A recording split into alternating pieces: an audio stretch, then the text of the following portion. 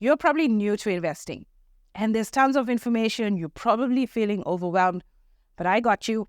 This video is the complete beginner's guides to investments in South Africa. So I'm going to be breaking down the basics, the things that you should be looking for when you're starting your investment journey. Or if you're already well on your way with investments, these are nice things, and I'm pretty sure you haven't heard a lot of what I'm sharing today before. So stay tuned, make some notes, and try and fix up your investment portfolios.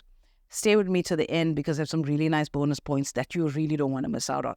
Hi, my name is Yolanda. I'm a wealth advisor, and I'm the founder of Financially Fabulous Females.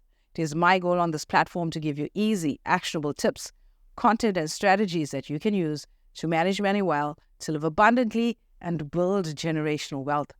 I'm the founder of Solomon Wealth. We are a boutique financial management firm, and we help South Africans all over the country, even South Africans outside South Africa.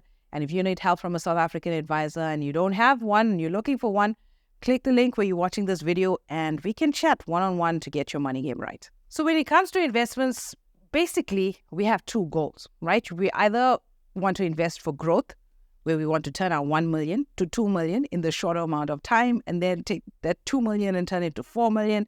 Basically, we want to grow our money. Even if we don't have a lump sum, we're consistently putting money away, and we want the growth factor of the market to just make that pot bigger and bigger and bigger. The next aim for investing is income. We want to take our money, invest it, and we want to get income from these investments, right? Retirees are often in this space where they have a big lump sum, they want to invest it, and they want to live off that investment for the rest of their lives. It doesn't have to be either or. It can be a mix of two. It could be 80% of one and 20% of the other one. It's totally up to you and what your needs are. It doesn't have to be set in stone. But deciding between the two or the combination of the two will drive your investment decisions going forward, as in what you need to invest in and why, right? We don't just randomly throw money at investments or a specific fund. Okay, we got to be strategic with it. And that foundation of that strategy is to understand the aim of our investing, income or growth or combination of the two. Join me on 10 August 2024 in Cape Town. I will be presenting Wealth 101, where I'll be teaching you all about getting your money right and understanding how to build wealth in the South African context. This workshop will be 90 minutes long. It's very intimate, limited seats available in this workshop.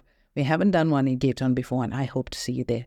Tickets available on my website, www.financiallyfabulousfemales.com. Okay, the next thing is our investment options. What do you like to invest in? Let me know in the comments down below. What are your favorite funds? What are your favorite platforms?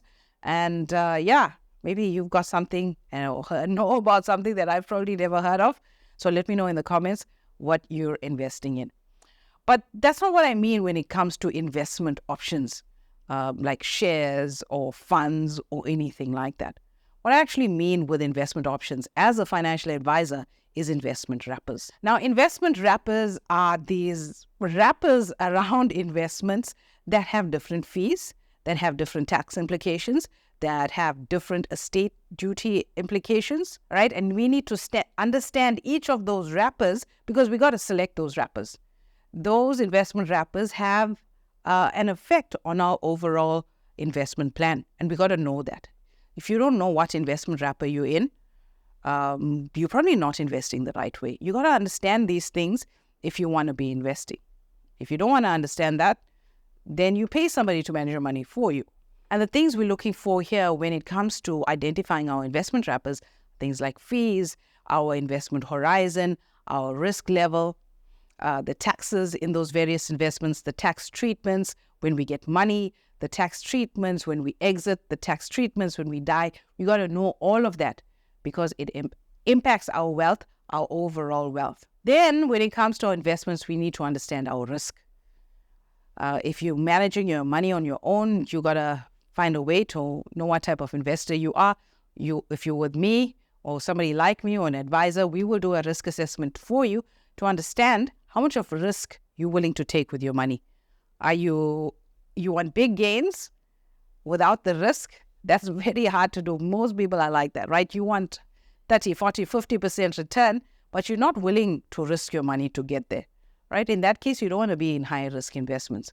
A lot of people want that 40-50% return per annum, make a risky investment, and don't understand when they make a loss, right? And this is what we help maneuver and give you guidance on as a financial advisor. Okay, so once you understand your investment wrapper, your risk, you then go shortlisting funds, all right? You look at funds that match up with your risk and your goals. You're checking out advisor fees, performance fees, platform fees, price earnings ratio, fundamental or technical analysis, depending on the type of investment that you're in.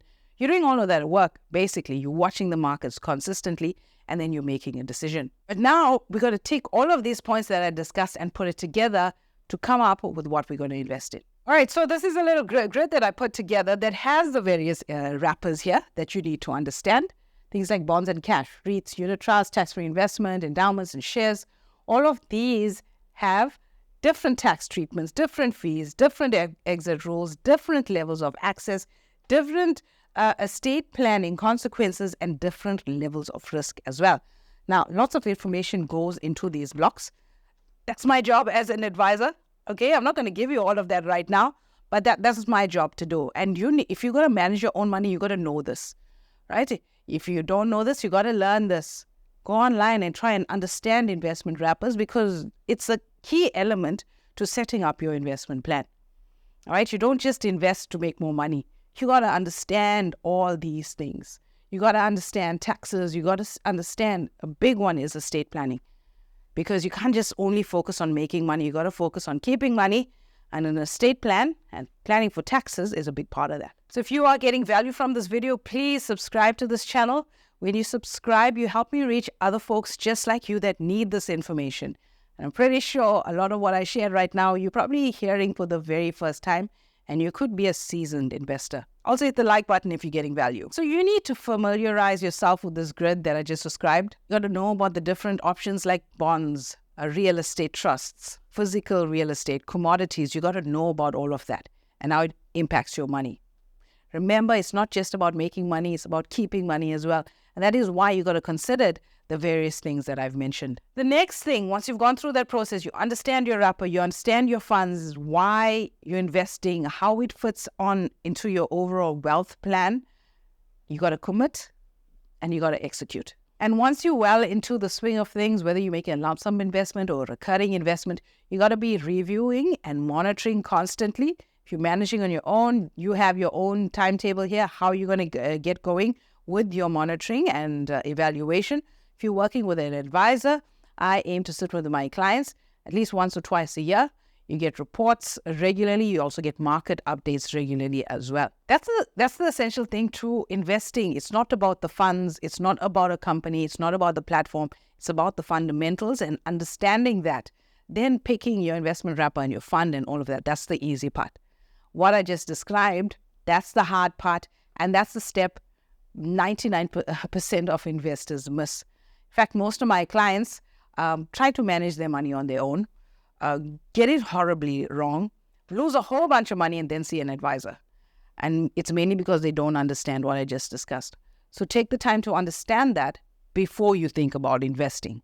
Or if you don't know it and you already invested, go and basically you're backtracking, backtracing all of your investment, where it fits in. Should you still be in these investments? Does it fit into your investment goals? And the bonus tip when it comes to investment is look for a crisis. Unfortunately, there's opportunity in crisis, and I keep reserve stash for a crisis that comes on hand.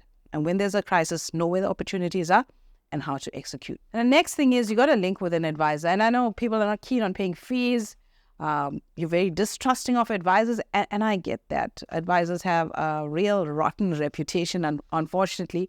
But when you take the time and really source out a good advisor, you're going to get access to a lot of really nice investment, a lot of very exclusive investments that are not available to you as a retail investor, but available to us as financial advisors. And obviously, we share that with our clients.